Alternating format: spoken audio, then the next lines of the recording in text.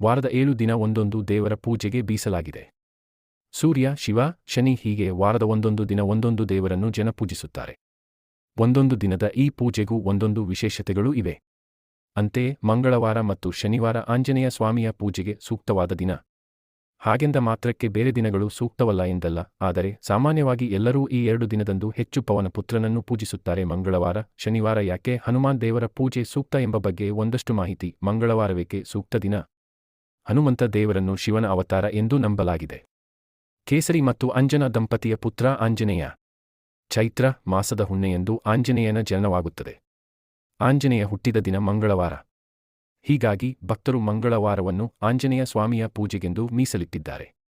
ಮಂಗಳವಾರ ಪವನ ಪುತ್ರನನ್ನು ಪೂಜಿಸಿದರೆ ಒಳಿತಾಗುತ್ತದೆ ಎಂಬುದು ನಂಬಿಕೆ. ಶನಿವಾರ ಕೂಡ ಚಿರಂಜೀವಿಗೆ ಪೂಜೆ. ಶನಿವಾರ ಕೂಡ ಚಿರಂಜೀವಿಗೆ ಪೂಜೆ. ಹಾಗಂತ ಒಂದೇ ದಿನ ಹನುಮಾನ್ ದೇವರ ಪೂಜೆಗೆ ಮೀಸಲಲ್ಲ. ವಾರದ ಯಾವುದೇ ದಿನದಲ್ಲೂ ನೀವು ಹನುಮಂತನನ್ನು ಭಕ್ತಿ ಭಾವದಿಂದ ಪೂಜಿಸಬಹುದು. ಆದರೆ ಮಂಗಳವಾರವನ್ನು ಆಂಜನೇಯನ ಪೂಜೆಗೆ ಇನ್ನೂ ಹೆಚ್ಚು ಮಂಗಳಕರವೆಂದು ಪರಿಗಣಿಸಲಾಗುತ್ತದೆ. ಇನ್ನು ಮಂಗಳವಾರದಂತೆ ಶನಿವಾರ ಕೂಡ ಸಾಕಷ್ಟು ಮಂದಿ ಆಂಜನೇಯ ದೇವರ ದೇವಸ್ಥಾನಕ್ಕೆ ಭೇಟಿ ನೀಡಿ ಪೂಜೆ ಸಲ್ಲಿಸುತ್ತಾರೆ. ಶನಿವಾರ ಕೂಡ ಆಂಜನೇಯ ಸ್ವಾಮಿಯ ಪೂಜೆಗೆ ಸೂಕ್ತವಾದ ದಿನ. ಸಾಮಾನ್ಯವಾಗಿ ಶನಿವಾರದಂದು ಎಲ್ಲರೂ ಶನಿ ದೇವರ ಪೂಜೆ ಸಲ್ಲಿಸುತ್ತಾರೆ. ಆದರೆ ಶನಿವಾರದಂದು ಹನುಮಾನ್ ದೇವರಿಗೆ ಪೂಜೆ ಸಲ್ಲಿಸುವುದರಿಂದ ಶನಿ ದೇವರಿಗೆ ಸಂತೋಷವಾಗುತ್ತದೆ. ಇದರಿಂದ ಶನಿ ದೇವರಿಗೆ ಸಂಬಂಧಿಸಿದ ಎಲ್ಲ ತೊಂದರೆಗಳು ದೂರವಾಗುತ್ತವೆ ಎಂಬ ನಂಬಿಕೆ ಕೂಡ ಇದೆ. ಆಂಜನೇಯ ಸ್ವಾಮಿಗೆ ಪೂಜೆ ಸಲ್ಲಿಸುವ ವಿಧಾನ. ಇನ್ನು ಆಂಜನೇಯ ಸ್ವಾಮಿಗೆ ಪೂಜೆ ಸಲ್ಲಿಸುವ ದಿನ ಬೆಳಗ್ಗೆ ಬೇಗ ಎದ್ದು ಸ್ನಾನ ಮಾಡಿ ಶುಭ್ರ ಬಟ್ಟೆಯನ್ನು ಧರಿಸಬೇಕು.